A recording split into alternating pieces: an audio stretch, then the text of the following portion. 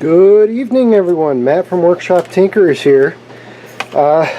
Making progress on doing the custom, well, not custom, but the ramps deployment and improvement of movement for the 101 Hero. I've got her partially disassembled, all that kind of stuff. Want to make one comment about my structural reinforcements.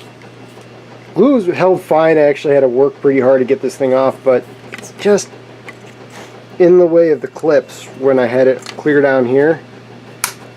So I think I'm going to move it to just, at least on this side, to just above there. Or maybe just below. I have to recheck where the hotend carrier sits. That's real quick. Next thing, I started doing motion tests today with my modified, sorry about that, my modified, I can't remember the model number, but the same ones as they have actually in the printer, just at a different gearing because that's where I could find it at. Clipped to make it bipolar and all that kind of stuff. Well, I started doing the motion test and it stutters even worse than it did before. It's absolutely horrible. Horrible. But what I did find is, if you can see in here, if I don't make too much of a mess, where the hole is, it's offset to the lower. I was thinking that these were installed either sideways or upright, so that the hole would be as high up as possible. No, they're installed down. It's as low as possible. So I double checked, and if you make a custom adapter, which I will be starting on tonight, NEMA 14 will fit.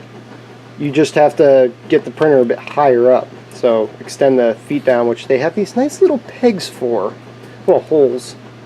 So I'll probably be designing two parts, one an adapter to get a NEMA 14 to fit through that hole. Thankfully the shaft is plenty long enough. I'll be buying a couple more of these. They're good to have around anyways. I mean, I've been fiddling with this one. It's been being used in a couple of projects that I've been fiddling with when I am waiting for things for this to print. The other thing I did was, because the original hotend isn't really, I didn't really want to do the work to make it functional with this printer. It's much easier for me to take my spare E3D hotend and add a Bowden extruder to it.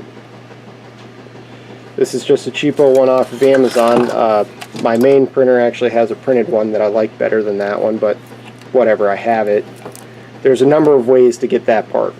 And what I did was I took out the original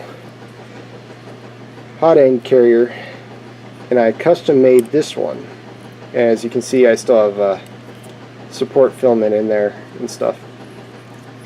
So tonight I need to adjust and reprint this one because it just doesn't quite fit. It's a little too thick. So this is my tolerances. I made it exactly the size, and plastic isn't exact to size, any undersized things or oversized things, but it'll fit. It's a little off center, not by much, just a little bit, and I think that's partially because it's tilted. I designed it, it should be nearly perfectly centered, but enough room for it to float, and it should be about the same depth out the bottom as the original one. Between all of that, if I have to, I'll do some trial and error, but with the custom Marlin code, I can tell it, instead of go 110 millimeters, I can do 109 or 112 or whatever I need to tell it. I've been testing the Super Hero 101 code from the 101 user forums, and it seems to be working pretty well. I'm not good with code, so I'm glad I'm not having to fiddle with that, because there's no way it would work. But once I get this perfected, along with, I'll take this. This is for the fan blower for my other printer, but it's the same part. It's usable on both. I'll take this off and then put it out on Thingiverse so that it is usable for everyone if you want to convert over to E3D. As I said, I've stated before, this is temporary. This is not going to be its permanent home. I'm sure this will improve, especially with the NEMA 14 steppers, will improve stuff for this printer a ton. But let's go over some numbers for you. I was checking on AliExpress and Boingo, something like that. The cheap Chinese sites, you order and maybe in a month you'll get stuff. I can get this kit with the small screen, not the big screen. This is the large screen. There's another one that's half the height, which works just fine. I've used one of those for a little while on my other printer until I decided I wanted big, pretty graphics. You can get the whole set, Arduino, ramps, 5 stepper controllers, and the screen for $20 shipped. You can get an E3D hotend knockoff for $5 shipped. I have one on the way because I'm just curious how good and or bad it's going to be. I'll let you know in a month once I get it. The power supply you might have to pay for. I think this one was $30 or $40. You might be able to find them cheaper. You might find them more expensive. It's a 300 watt, I want to say. Can't remember. I don't have the paper in front of me. 300 or 400 watt power supply. I'll show you what I'm looking at. So power supply. The Bowden tube is $2 for a meter or something like that. You can probably find it cheaper. So all in all, not including the power supply, you're in about $27 plus these, which are actually the most expensive part is the NEMA 14s.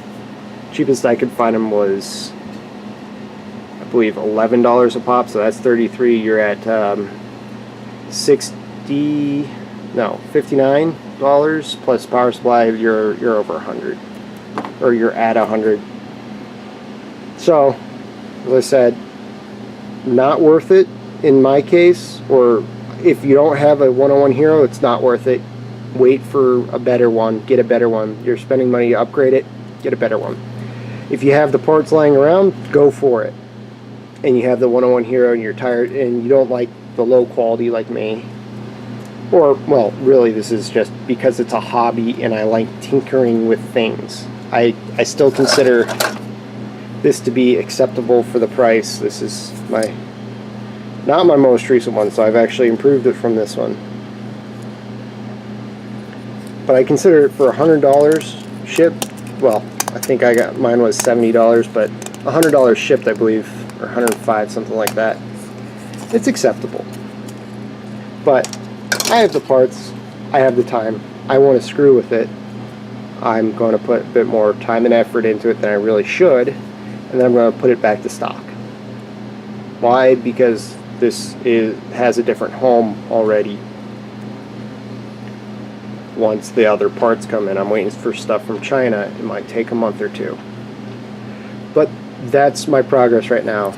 This will get finalized and I'll probably put it out, well, in a week or two after I'll put all the parts that I've made for the conversion on Thingiverse once I finalize it. And of course, if it's complete junk, it doesn't work whatsoever, you probably won't. Well, you'll see the video because I like to put my fails up, just let you know, hey, I'm not an expert. I'm just doing this for fun. But I won't put it up for the community if it's complete junk. I might do this no matter what. I just think it's cool. But yep, that's it for me today. Thanks everyone so much for watching, and keep tinkering.